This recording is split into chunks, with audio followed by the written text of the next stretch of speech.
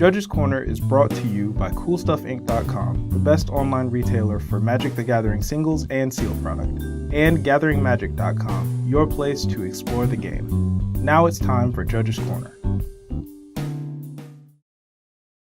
Hey everyone, thanks for watching another episode of Judge's Corner. Today we're going to be talking about all of the things we didn't know about for the new Mulligan Scry rules.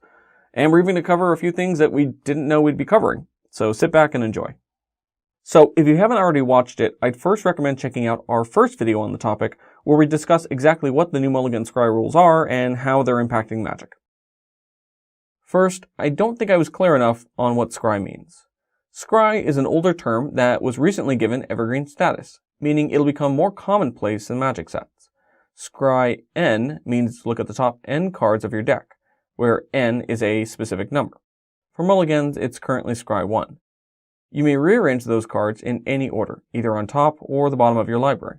For example, if you Scry 3, you could leave 1 on top, and then the 2 other cards on the bottom, or all 3 cards on top of your library in any order, or all 3 on the bottom in any order, and so on and so forth, in any combination. If you mulligan and don't take advantage of your Scry 1, you won't be able to later on. There's a new tournament shortcut, meaning if you forget to Scry, it's assumed you simply left things as they were. But when is it missed? This may be more of a judgment call on a case-by-case basis.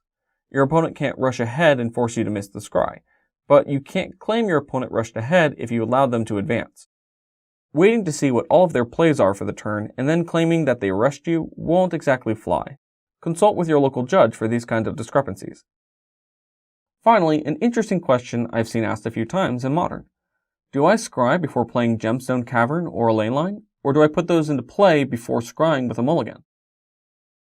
You'll complete all pregame procedures such as mulliganing, and of course subsequent scrying, before playing your ley lines or caverns, in active player and non-active player order, meaning the first player will lay down theirs first.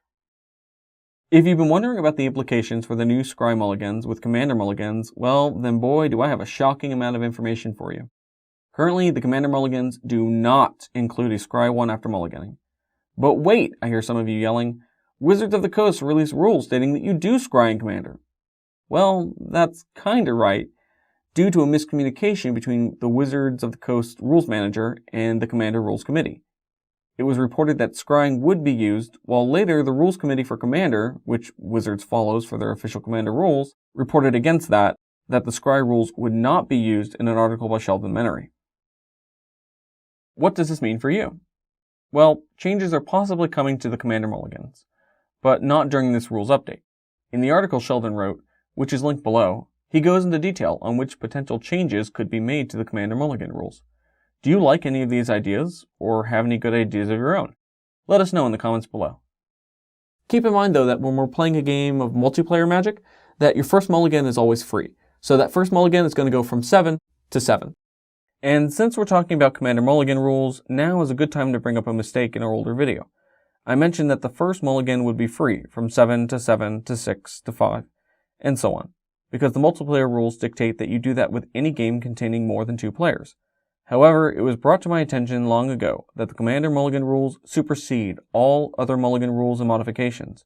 So, in actuality, no matter the number of players, you always mulligan from 7 to 6 to 5, and so on. What does this all mean for you and your playgroup? Do whatever works best for you. If you all like getting 1 free mulligan in Commander, then keep on doing it. If you all want to try scrying, then go for it. Give it a try, and while you're at it, let the Rules Committee know what kind of mulligans you'd like to see, or are currently enjoying.